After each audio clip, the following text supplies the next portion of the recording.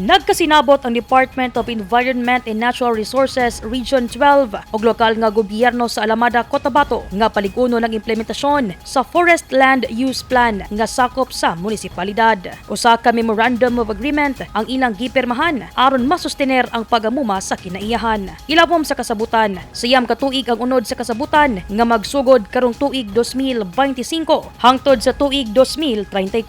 Usa sa tumong niini ang pagbatok sa climate change, pagpaligon sa food security ug ang integration sa Joint Forest Land Use Plan sa Comprehensive Land Use Plan sa Alamada. Subay sa DENR Cadastral Map, ang Alamada usa ka first-class municipality sa probinsya sa Cotabato nga naglangkob sa 79,203.53 ka hektarya. Aduna kini 17 ka mga barangay nga adunay 57,767.46 ka hektarya o 72.82% sa kadibuk-ang land area niini ang giklasipika nga forest land.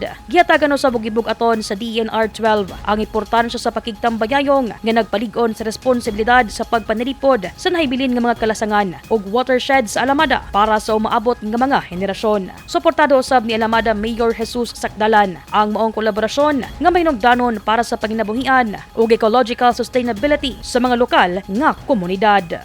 Daiza Libong, Newsline Philippines, Province of Cotabato. Stay safe.